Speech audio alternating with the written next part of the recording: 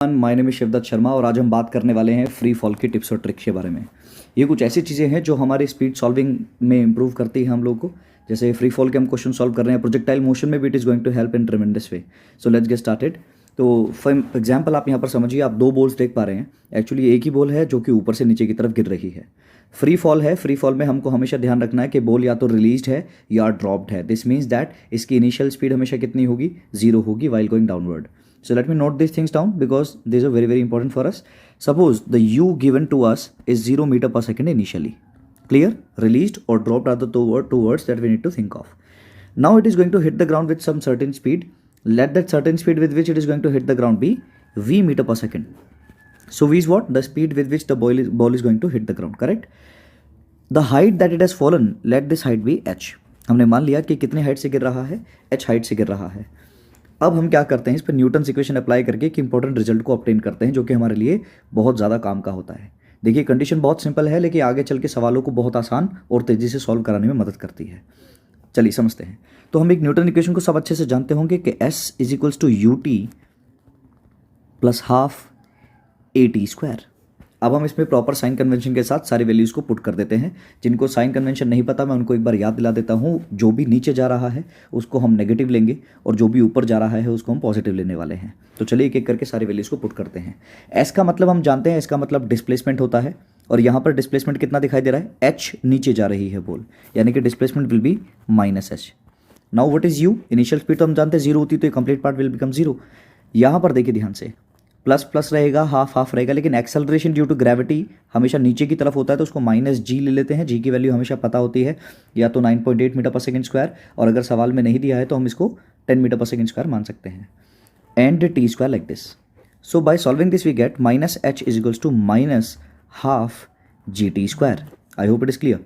Now minus and minus cancels out, so you get a very very important formula, half G T square. It is very easy but yet it is very very important. So समझते हैं इस बात को, h बराबर half G T square हमको क्या बता रहा है। h हमको बताता है कि कोई भी कितनी हाइट नीचे गिर गया होगा, how much an object might have descended if it was falling for t seconds. अगर कोई भी ऑब्जेक्ट t सेकेंड्स के लिए नीचे गिर रहा है लगातार तो वो कितनी हाइट नीचे गिर चुका होगा। अब यहाँ पर आप क्या करिए, आप टाइम की वैल्यूज़ को पुट करिए और आपको क्या मिलते चले जाएंगे, आपको हाइट मिलती चली जाएगी, कितना हाइट वो नीचे गिर गया होगा। आई hope everybody is getting it. आपको सिर्फ यहाँ पर टी की वैल्यू को पुट करना है, आपको हाइट मिलती चली जाएगी कि कोई कितना नीचे गिर गया होगा कितनी देर में। तो ऐसा करते हुए ही हम क्या करते हैं, एक टेबल को प्रिपेयर करते हैं। लेकिन इससे पहले हम टेबल शुरू करेंगे, एग्जाम्पल हम यहाँ पर सॉल्व कर देख लेते हैं कि किस तरीके से करना है। तो एग्जाम्पल के तौर पर आप यहाँ पर समझिए, सपोज एक बॉल 3 सेकंड के लिए गिर रही है, तो कैसे निकाले कितना नीचे चली गई होगी, कितना नीचे गिर चुकी होगी। तो H will be equal to half, G की जगह I can put 10 and t की जगह 3 seconds, right? So 3 का square it will become 9. So it will become 90 by 2. This means 45 meters. I hope everybody is getting this example. So this is how we are going to do it now. हमको time पता होगा, हम यहाँ value put करेंगे और हमको क्या मिल जाएगा, h मिल जाएगा। Is it correct? देखिए अब ध्यान से, यहाँ पर हम साइड में एक टेबल तैयार कर लेते हैं टाइम और h के बीच में। हम वैल्यूज़ को पुट करेंगे और देखेंगे क्या क्या डेटा हमारे पास इकट्ठा होता है और वही डेटा हमारे लिए बाद में ट्रिक का काम करना शुरू करेगा। सबसे पहले बात करते हैं, चलिए किसके लिए, 1 सेकंड के लिए। चलिए मैं सारा लिख देता हूँ, 1 सेकंड, 2 सेकंड, 3 सेकंड। हमको ये सारा डेटा इकट्ठा करना है क्योंकि ये डेटा ही ट्रिक है। 7 सेकंड्स, 8 सेकंड्स, 9 सेकंड्स, 10 सेकंड्स। तो चलिए 1 सेकंड अगर मैं यहाँ पर पुट करूँ h बराबर हाफ जी टी स्क्वायर में, तो जब मैं यहाँ पर t की जगह 1 सेकंड पुट करूँगा तो what I am going to get 5 metres, correct. अगर मैं यहाँ पर 2 पुट करता हूँ t की जगह तो हाइट कितनी आ जाएगी, height will come out to be 20 metres. And like this मैं ये पूरा टेबल तैयार करने वाला हूँ। तो 5 मीटर, 20 मीटर, उसके बाद हम याद रख सकते हैं 3 सेकंड का मतलब होता है 45 मीटर्स, 4 सेकंड का मतलब होता है 80 मीटर्स, 5 सेकंड का मतलब हो जाएगा 125 मीटर्स, 6 सेकंड का मतलब होता है 180 मीटर्स, 7 सेकंड का मतलब होता है 245 मीटर्स, 8 सेकंड का मतलब होता है 320 मीटर्स, 9 सेकंड का मतलब होता है 405 मीटर्स, एंड 10 सेकंड का मतलब हमको याद होना चाहिए 500 मीटर्स। तो एक टी और एच का टेबल हमको अच्छे से याद होना चाहिए फर्स्ट 10 सेकंड्स के लिए। और अगर सर 11 सेकंड आ जाए सवाल में, या 13 सेकंड आ जाए, या 21 सेकंड आ जाए, तो हमारे पास ये फॉर्मूला है ही, हम इसको कर सकते हैं। लेकिन अधिकतर सवालों में देखा जाता है कि जो टाइम ट्रैवलिंग का होता है वर्टिकली डाउन, अधिकतर क्वेश्चंस में यू विल फाइंड कि वो 1 से 10 सेकंड के बीच में होता है। तो उसको हम काफ़ी आसानी से सॉल्व कर सकते हैं, और ये प्रोजेक्टाइल मोशन में भी काफ़ी हद तक आपकी हेल्प करेगा स्पीड सॉल्विंग में। आई होप यहाँ तक सबको क्लियर है। दूसरे सेक्शन की तरफ बढ़ते हैं, जिसमें हम लोग को टारगेट करना है ये वी वाला साइड, यानी कि speed with which the ball is going to hit the ground. तो हम जानते हैं फिर से हम न्यूटन इक्वेशन अप्लाई कर सकते हैं, और न्यूटन इक्वेशन हमने देखा है कि v is equals to u plus a t. I hope everybody is aware of this. v is what final velocity with which the ball is going to hit the ground, u is what initial velocity with which the ball was released, a is acceleration due to gravity, and t is the time it is going to take to hit the ground, correct? Now proper sign convention के साथ हमको सारी values put करनी है।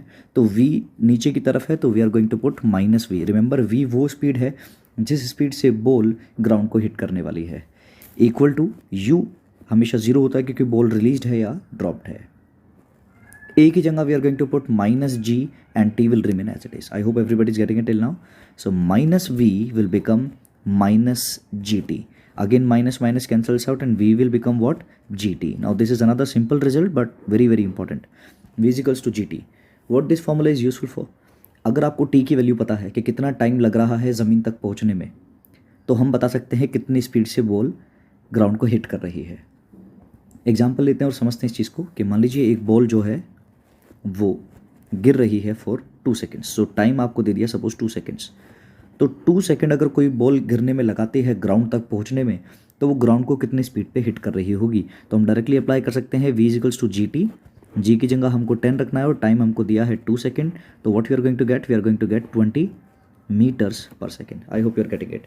तो 2 second में कितना आता है, यानी कि आपको जो भी टाइम दिया है आप उसकी 10 से मल्टीप्लाई कर दीजिए, जी से मल्टीप्लाई कर दीजिए, आपको स्पीड मिल जाएगी with which it is going to hit the ground. I hope you are getting it.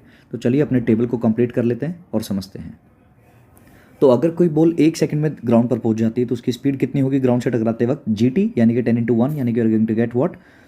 10 metres per second. I hope you are getting it. Suppose 2 second तो multiply by 10 only, you are going to get 20 metre per second. 3 second 30 metre per second. I hope now you are getting it. 40 metre per second, 50 metre per second, 60 metre per second, 70 metre per second, 80 meter per second and 90 meter per second, and finally if a ball takes 10 seconds to hit the ground, the speed is going to be 100 meter per second. I hope you are getting it till now. Now learn this chart right now, then I'll explain कि कैसे हमारे लिए useful है। इससे पहले हम आगे बढ़ें, आप इस टेबल को एक बार अच्छे से देख लीजिए, वीडियो को पॉज करिए और इस टेबल को मन में बैठाने की कोशिश करिए। 1 सेकंड मतलब 5 मीटर गिरेगा, 2 सेकंड मतलब 20 मीटर गिरेगा, और 1 सेकंड का मतलब अगर स्पीड निकालना हो जिस स्पीड से ग्राउंड को टकराने वाला है, you have to multiply it by 10 only. Suppose instantly अगर कोई आपसे बोले कि 6 सेकंड लगते हैं नीचे गिरने में, तो आप क्या करिए? 6 से 10 का मल्टीप्लाई कर दीजिए, 6 10 से 60, यानी कि ग्राउंड से टकराने वाले 60 मीटर पर सेकंड से। और एट द सेम टाइम आपको ये भी पता होना चाहिए कि 6 सेकंड का मतलब वो कितना नीचे चला गया होगा? 180 metres. I hope you are getting it. Video को पॉज करिए, इस टेबल को 2-3 मिनट दीजिए, इसको याद कर लीजिए। ओके, आगे बढ़ते हैं। सी, अब हम कुछ क्वेश्चंस प्रैक्टिस कर लेते हैं ताकि हमको चीज़ें समझ में आ जाए। सबसे पहले देखिए, यहाँ पर आपको क्वेश्चन समझा देता हूँ। पहला क्वेश्चन क्या बोल रहा है कि एक बॉल है जो कि ऊपर से नीचे गिर रही है और इसको नीचे गिरने में कितना टाइम लगता है? 2 सेकंड्स का इसको टाइम लगता है। I hope you are getting it till now. देखिए ध्यान से, 3 सवालों को आप देखिए, अपने आप ट्राई करने की कोशिश कीजिए, फिर मैं आपको समझाता हूँ।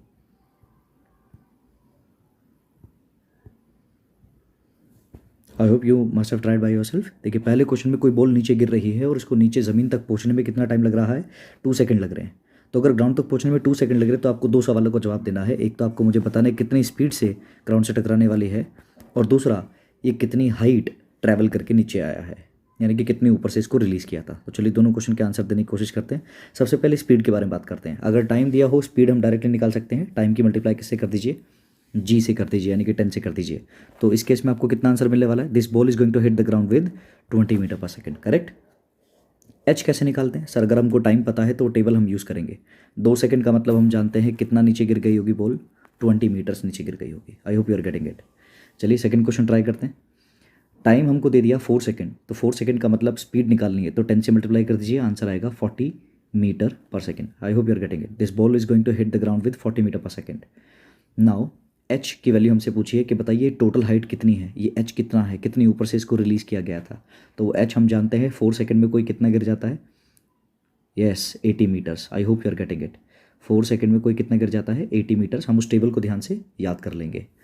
लास्ट क्वेश्चन ट्राई करते हैं सेम कॉन्सेप्ट पर। तो उसमें वो क्या बोल रहा है, स्पीड बतानी है 9 second. I hope you can solve it within a second now. 90 metres per second.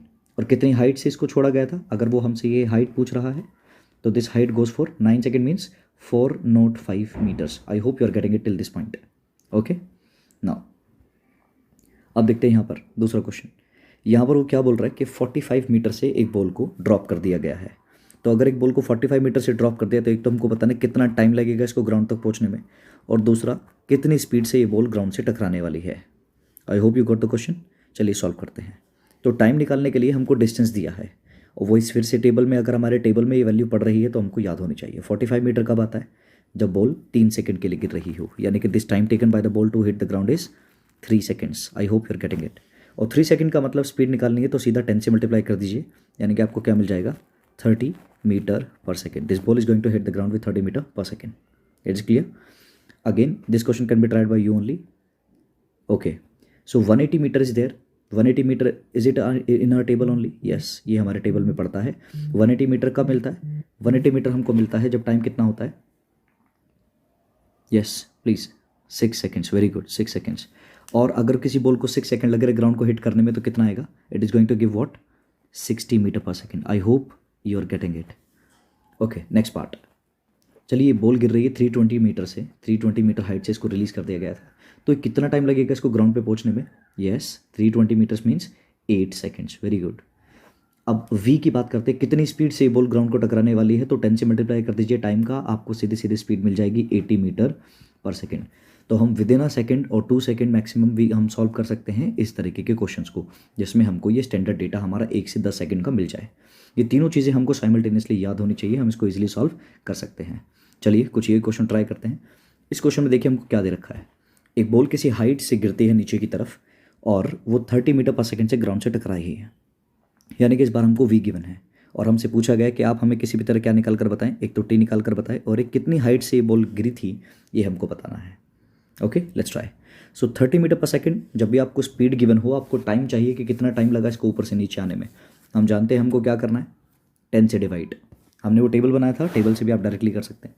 तो टाइम कितना आएगा, 10 से अगर हम इसको डिवाइड करें you are going to get 3 seconds. तो 3 सेकंड बाद ही 30 मीटर पर सेकंड की स्पीड मिलेगी। और 3 सेकंड का मतलब अगर हमको टाइम मिल गया तो हमको हाइट पता है। 3 second means how much, 45 metres. ये बॉल 45 मीटर से ड्रॉप की गई थी। यहाँ ट्राई करते हैं नेक्स्ट क्वेश्चन में। तो टाइम पूछा है तो जो भी स्पीड गिवन है उस स्पीड को किससे डिवाइड कर दीजिए आप, 10 से। You are going to get 6 seconds. और 6 सेकंड मतलब हाउ मच, 180 मीटर्स। अब अगर आपको वो डेटा याद है तो ये क्वेश्चंस 1 सेकंड के आसपास समय लेते हैं, इससे ज़्यादा नहीं। अब 90 मीटर पर सेकंड आपको गिवन है। I hope you all can do it. 90 metre per second means 9 second से इसको लगेंगे ऊपर से नीचे आने में, ग्राउंड से टकराने में। और h कितना होगा, h will be, yes tell me, 405 metres. Very good. So this is how we have practised free fall के क्वेश्चंस। अब हम इसी वर्टिकली डाउन मोशन के स्टैंडर्ड केसेस को वर्टिकली अप मोशन में भी एग्जैक्टली यूज़ करते हैं। बल्कि मैं हमेशा बोलता हूँ कि हमको कभी अप सॉल्व करने की ज़रूरत नहीं पड़ती स्टैंडर्ड केसेस में, हम तो हमेशा डाउन सॉल्व कर कर ही काम चला लेते हैं। तो अगर आप सीखना चाहते हैं कि कैसे इसी सेम ट्रिक को वर्टिकली अप मोशन में भी अप्लाई किया जाए और क्वेश्चंस को आसान बनाया जाए तो आप इसका नेक्स्ट वीडियो ज़रूर देखिएगा। Thank you.